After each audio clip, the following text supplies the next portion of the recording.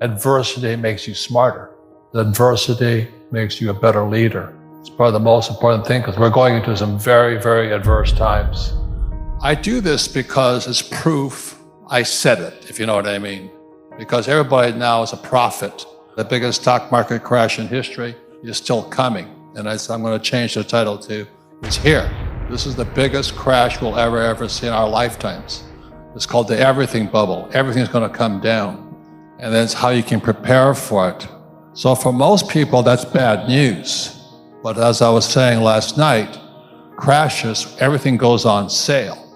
And you can't get rich at that time. You know, like right now I'm in hog's heaven because Saks is always having sales. I'm in there shopping. But the most important thing this country and the world needs, as you know, Europe's in trouble. They don't think the EU is going to make it.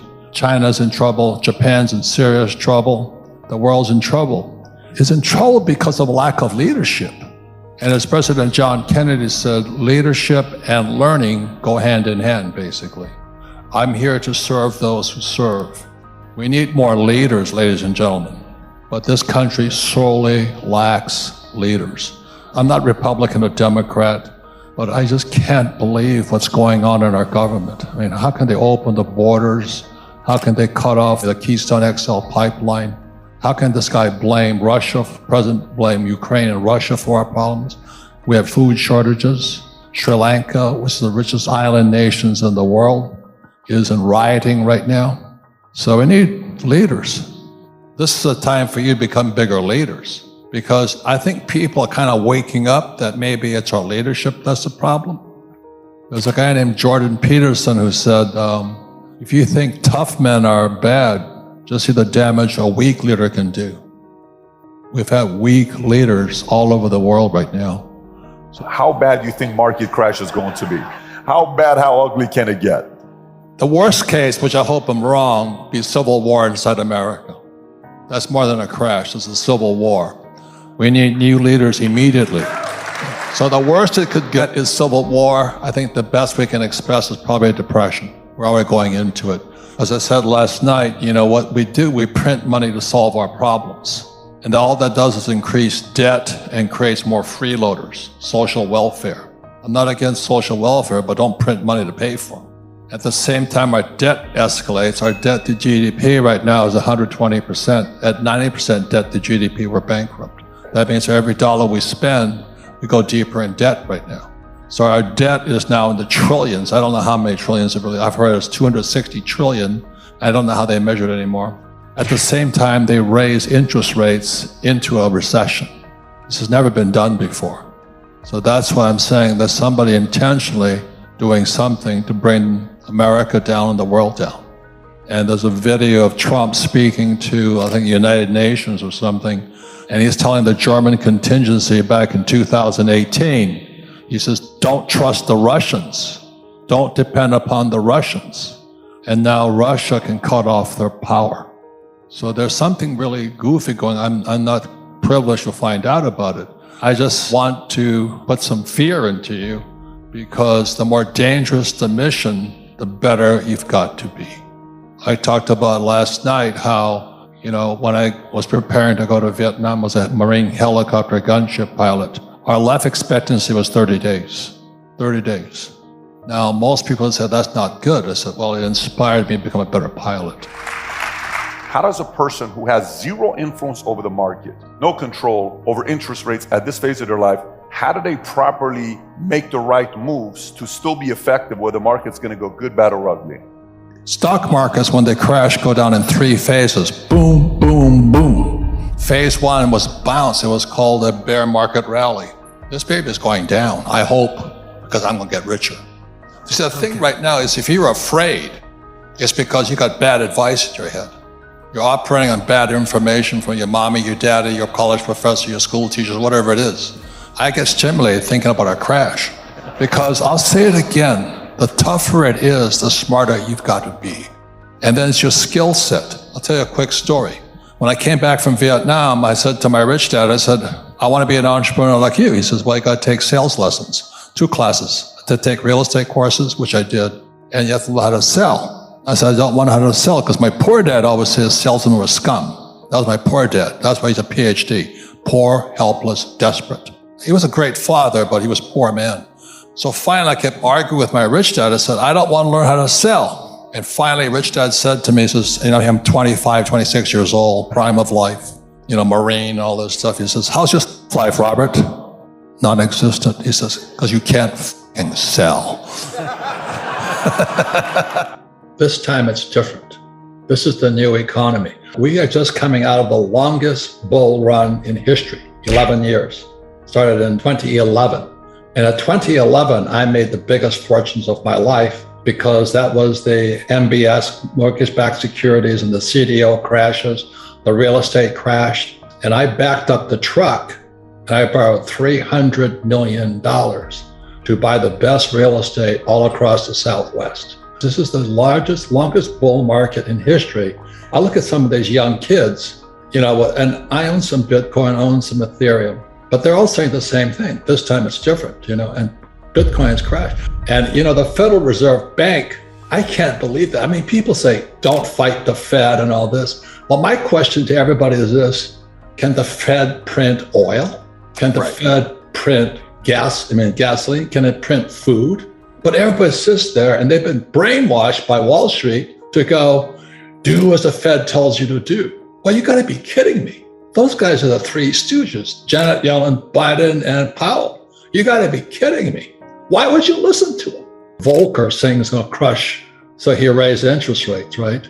So Powell is now channeling the spirit of Volcker. And when Volcker crushed inflation, debt to GDP was 30%.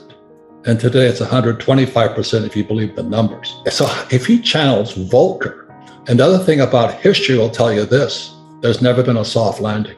It's more Fed talk. I've made more money in the last 3 years in my whole life.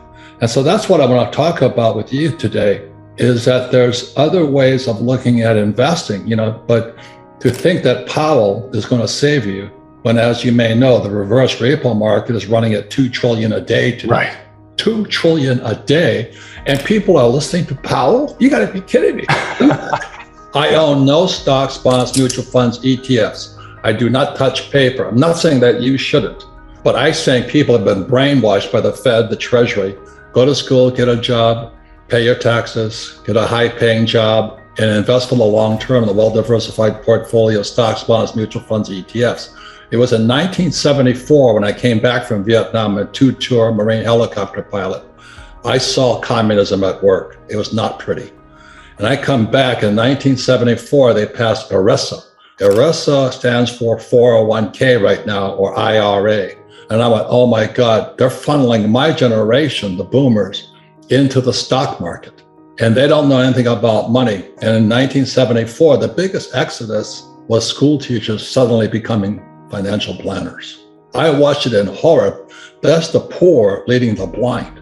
And today we have baby boomers who are hoping the stock market stays up in their 401k just as Social Security goes bust. You think that's an accident? That's all I'm saying. I'm just a Marine. I'm a dumbass Marine lieutenant. Flew the gunship, went down 3 times. But today I listen to this bullshit and I go, oh my God, how can we be that stupid? Because we went to school, we did as we're told. Don't fight the Fed, do as the Fed tells you. Invest for long-term, well-diversified portfolio stocks, bonds, mutual funds, ETFs. And don't worry, Powell is now channeling Volcker. When the debt to GDP is 120%, you gotta be kidding me. So when they were dropping the interest rates, I thought I died and went to heaven because I buy apartment houses. I own 13,000 apartment houses. Every time the Fed dropped the interest rates, it jacked the value of my properties up, but I also improved the properties and I refinance out. So today I own no money in any of my properties. 13,000 units, all throwing cash. They said in a bull market, even idiots feel smart. I'm listening to all these idiots, after 2011, the market crashed in 2008 because the repo market went bad. And the repo market is the credit of Lehman Brothers and Bear Stearns was bad. So they hammered Bear. Anyway, it's a long story. My friends are all inside that world. But then when it came back out, they just started pumping money. And what they did was they kept printing more money to save a bad economy. It was already crashing again in 2011, but they kept printing money. And today we're going to pay that price. I use debt because debt is tax-free money. What I did was I rehabbed my apartment, 13,000 of them. I just kept buying more with the cash flow, and I'd refinance out as interest rates dropped. So I'm in good shape now. Then I took them, then I set all interest rates right now. So I use debt. And who's that guy that says live debt free? Well, that's his opinion. I don't do that.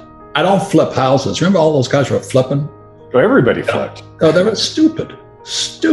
When the moment you flip, you have a tax consequence. I never flip. I finance out. There's tax-free money. Not only that, is when I started investing, I had to invest at 12% interest rate. I like debt and I don't pay taxes. Because every time I borrow more money to float my properties, there's 3 types of tax breaks. I got appreciation, depreciation, and amortization. So I zero out. So my cost of money is, my tax on debt is 0. And I use that to offset tax in my income. So when Biden took the Keystone XL pipeline off, my oil I was selling from the ground, which is a tax break also, went from $30 a barrel to $130 a barrel. Today it's like $120. Oh my God, this guy Biden is going to bankrupt us. I'm not saying him, but there's somebody who wants to bankrupt because oil is the lifeblood of civilization. I worked for Standard Oil of California as a tanker officer when I graduated from school. I understand oil. I was on the Alaska pipeline and all this. I'm like, he's screwing us. So when he raises inflation, the poor and middle class will go broke. And that was just done as soon as he was being done before he took office. And so I'm looking at this guy's going to sell America down the drain. I'm not saying it's him, but somebody wants us to go broke. And I'm watching this going, oh my God, so what else can so I have oil wells. I get tax breaks for those because I don't invest in oil stocks. I work for Standard Oil, but I don't invest in Standard Oil. I invest in the oil in the ground. I'm a wildcatter. Everybody says don't do it. I don't recommend it, but I like doing it. The gold mines don't do it. I like doing it. There's more opportunity today than ever before, but not if you've been brainwashed into going to school, getting a job, paying taxes, live debt free, and invest in the stock market. This bubble right now is a bigger bubble than 2008. This is the everything bubble. You know, it's going to be not only stocks, bonds, but also credit. But it's more opportunity is going to come out of it. And that's what I'm saying. Be careful who you listen to, because your best asset, but also your biggest liability, are the ideas in your head. And be careful who puts them there.